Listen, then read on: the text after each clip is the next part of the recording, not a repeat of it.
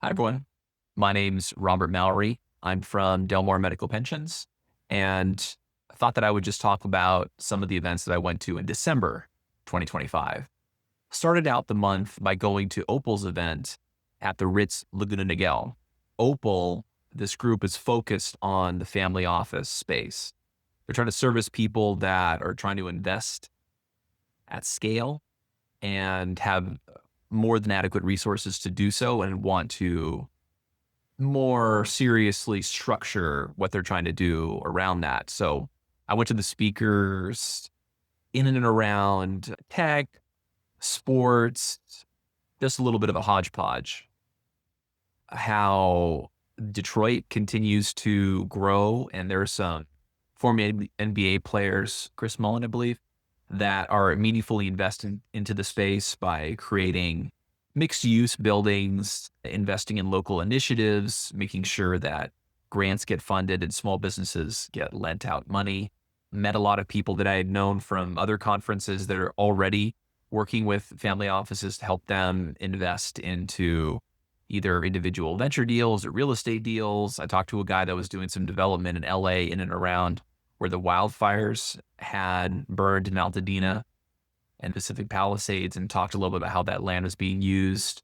We talked a little bit about the growth of sports. Last year, I went to a conference called Sportico, and there was a lot of investment in and around women's sports and then real estate surrounding where new stadiums are being built, which is a popular thing that's increasing the value of the teams that a lot of people appreciate that own the teams, as you might imagine.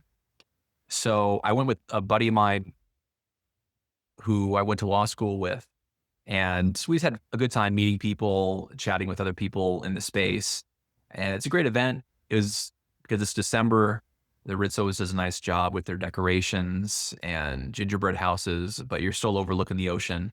And, it's Laguna Beach. So it's a lot of fun to be at. And I would highly recommend that one for allocators, investors, or whomever.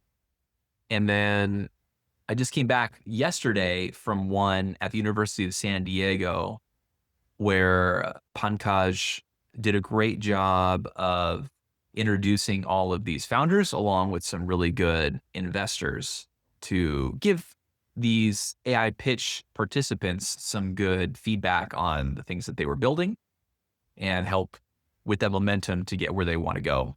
Kosh at Zero Brush, I thought did a nice job of really bringing the founders down to reality and brass tacks of what do you need to do to build this business out.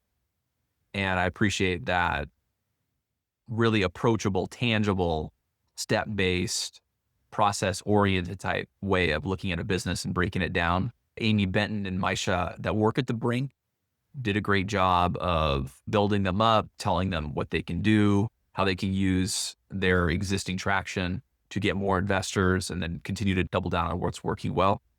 And then Tracy Stivens, New Fund, did a great job of talking through the product and helping them iterate around that, the go-to-market and the communication.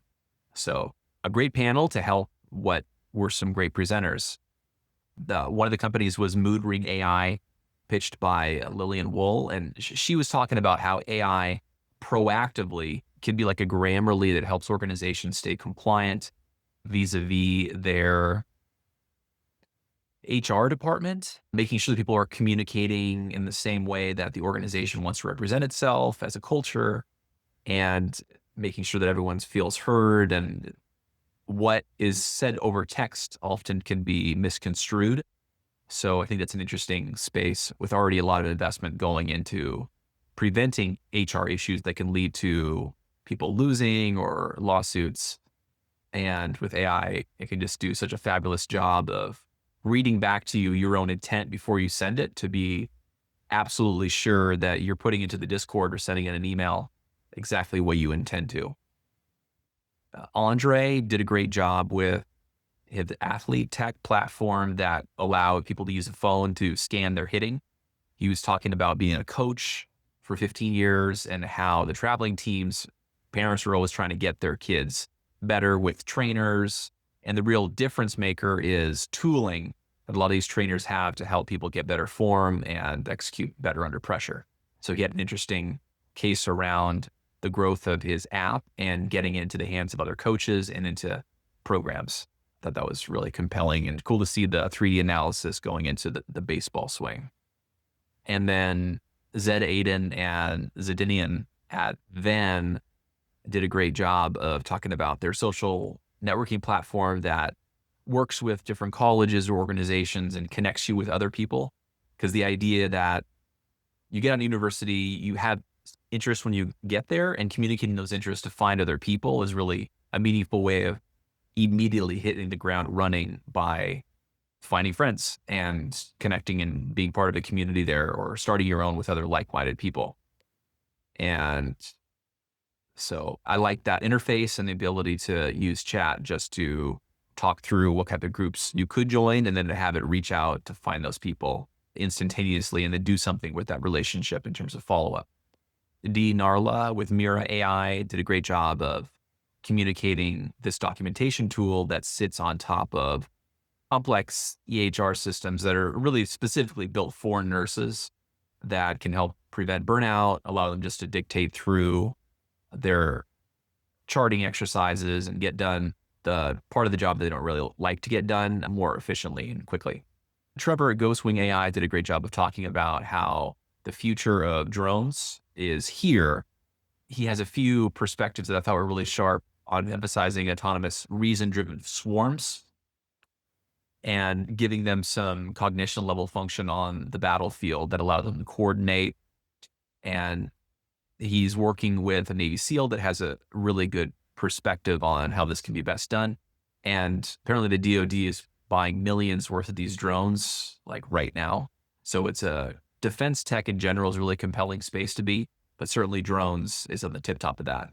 Aaron from Quant Zero did a great job of talking about the zero trust theory, which I know a bit about from the blockchain space, but how turning these scoring models that they have and the technical competency and fluidity that the platform offers can go into helping companies with their security challenges and providing, concrete solutions for buyers before a problem really hits. James at EFSA Technologies educated me that a lot of water, it sounds like most water, according to the stats that he was presenting, get lost along the way between the source and the house. And there's also leaks when it comes to the distribution of that. And when the pressure increases, when you fix a leak, it inevitably will find another leak. So it's a whole issue that a lot of companies are dealing with that are in water distribution, which is a field that continues to do well with the scarcity of water and the cost of everything and related infrastructure. And he had some interesting proof points facing international pilots that I thought were pretty cool. Robert at SwirlX did a great job of talking about how these data centers really need new technologies to help them cool down their systems. And the value of that is that about half electricity used by data center is exclusively for the cooling of these systems. And in the age of AI, these GPUs and systems are working on a 10x times more intense basis than they were just under standard Google commands to do some data crunching. So you really need something to cool these systems down now. And he has an interesting solution in and around the distribution of the cooling agent that would allow these systems to be more energy efficient just by the technology that they use, and getting a patent around that sounds really interesting. So he was talking through meetings that he was having with Amazon and some big distributors of these compute solutions that even just an incremental improvement would be a huge benefit and help prevent fires and a bunch of the risks that are there. So a great event.